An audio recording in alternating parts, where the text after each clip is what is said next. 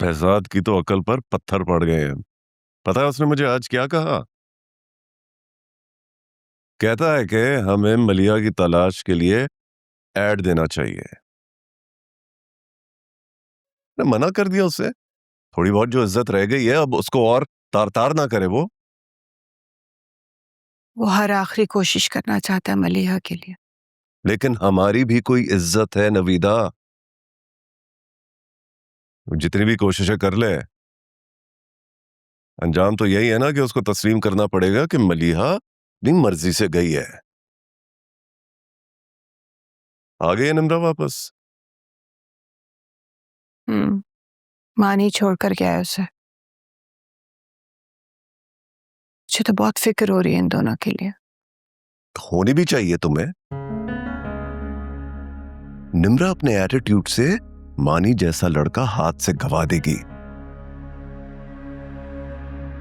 मैं तो सोच रहा हूं कि जैसी बहजाद वापस आता है मैं उसे कहता हूं कि अपनी अमानत रुखसत करा के ले जाए यहां से। मलिया के बगैर उसका ख्याल दिल से निकाल दो। निम्रा मलिया के बगैर कभी भी रुखसत नहीं होगी। तो समझाओ उसे। अब उसकी जिंदगी का बाकी सफर मलिहा के साथ नहीं मानी के साथ कटना है। उसके लिए मलिहा की फिक्र से ज्यादा मानी की खुशी आम होनी चाहिए।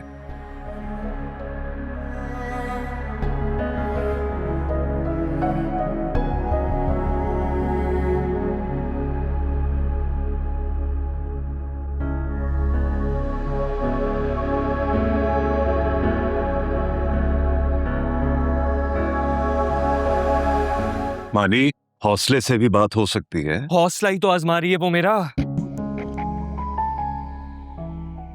माने किस लहजे में बात कर रहे हो तुम? देखो कोई गलती हुई है निम्रा से? आप उसे अभी बुलाएं। अब जो बात होगी आपके सामने होगी।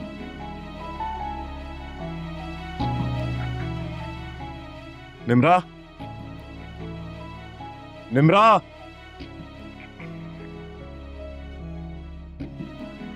कहाँ रह गई निम्रा? कहो, क्या कहने तुम? तुमने ये कहना मम्मा से कि तुम्हें इस रिश्ते को नहीं बचाना, और ये कि तुम्हारे लिए मेरी या मेरी मोहब्बत की कोई अहमियत है ही नहीं, और तुम इस रिश्ते में इसलिए बंधी हो क्योंकि तुम्हें मलिया आंटी ने मजबूर किया सिर्फ। निम्रा, ऐसा कहा है तुमने?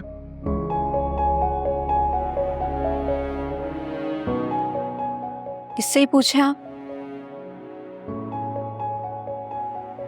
अगर इसने ऐसा सुना है तो मैंने कहा होगा। ये सब मुझे दादों ने बताया है। मम्मा तो आज भी तुम्हारी इस बदतमीजी पे पर्दा डाल रही हैं। मानी बेटा, उन्हें जरूर कोई गलतफहमी हुई होगी। निम्रा भला ऐसे क्यों कहेगी? तुम्हें वाकई ऐसा लगता है कि मैंने ये सब कहा होगा?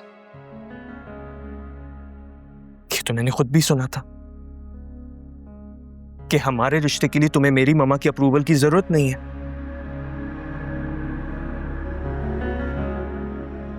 अब जो दादों ने कहा है वो भी गलत नहीं हो सकता।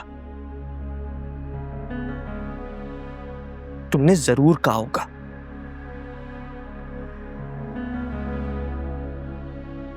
तुम्हें अगर इतना यकीन है, तुम्हारे यकीन की नफी तो नहीं कर सकती मैं।